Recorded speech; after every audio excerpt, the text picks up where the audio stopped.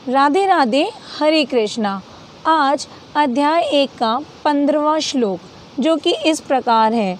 पंचजन्यम ऋषिकेशो देवदत्तं धनंजय पांड्रो ददमो महाशंखम भीमकर्माव्रकोदरः।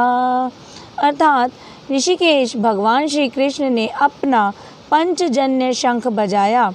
अर्जुन ने देवदत्त शंख तथा अति भोजी एवं अति दुष्कर कार्य करने वाले भीम ने अपना पांडु नामक भीष्म शंख बजाया। इस श्लोक में श्री कृष्ण के लिए ऋषिकेश शब्द का प्रयोग किया गया है। ऋषिकेश का अर्थ होता है जो कि अपनी और समस्त जीवों की इंद्रियों पर नियंत्रण करते हों। तो श्री कृष्ण ने अपने जीवन की लीलाओं के माध्यम से और महाभारत के युद्ध में हमेशा समस्त जीवों तथा अपनी इंद्रियों पर पूरा नियंत्रण रखा। हमने देखा था जो 14वां श्लोक था उसमें श्री कृष्ण को माधव तथा अर्जुन को पांडव कहकर संबोधित किया गया था। माधव यानी कि भाग्य की देवी लक्ष्मी के पति और पांडु यानी पांचों पुत्रों को पांडु बोलते थे, लेकिन उस श्लोक में अर्जुन को पांडु कहकर संबोधित किया गया है। और इस 15वें श्लोक में श्री कृष्ण को ऋषिकेश कहा गया है। और अध्याय 18 के 61वें श्लोक में श्री कृष्ण कहते हैं कि सर्वभूतानां हृदयेषु अर्जुन तिष्ठति ब्रह्म सर्वभूतानि यंत्ररूधानि मायया। यानी भगवान कहते हैं, अर्जुन मैं सबके हृदय में निवास करता हूँ और मैं ही सबको नियंत्रित भी करता हूँ। मैं सबके कामों को निर्देशित करता हूँ, मैं ही सबको नियंत्रित करता हूँ। लेकिन यह प्रश्न उठता है कि क्या भगवान सबको एक ही प्रकार से एक ही दशा में नियंत्रित करते हैं? नहीं, ऐसा नहीं होता।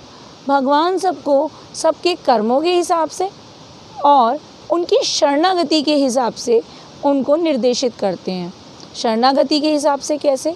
जो भगवान में शरणागति कर लेते हैं उनको भगवान उस प्रकार से निर्देशित करते हैं। जो शरणागति नहीं करते, जो आज़ाद होते हैं, उनको भगवान कहते हैं जाओ आप अपने आप अपना काम करो।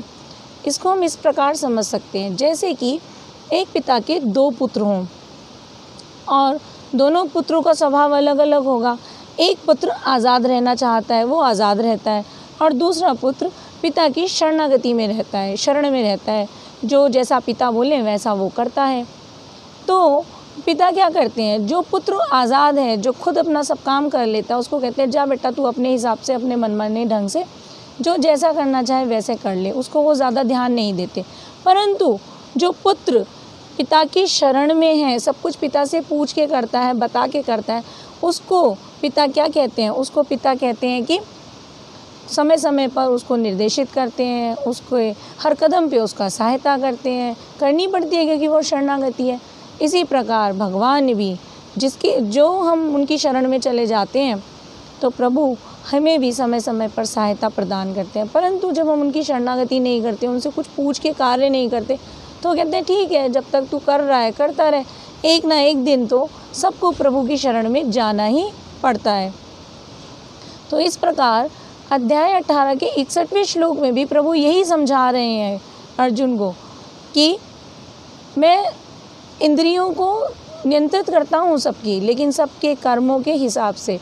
और इस श्लोक में 15वें श्लोक में भी भगवान यही कह रहे हैं कि मैं ही हूँ जो नियंत्रण करता हूँ सबके हृदय में बैठ के, सबके कर्मों के हिसाब से उसको उसी प्रकार से मैं नियंत्रित करता हूँ, उसी प्रकार से उसको निर्देशित करता हूँ।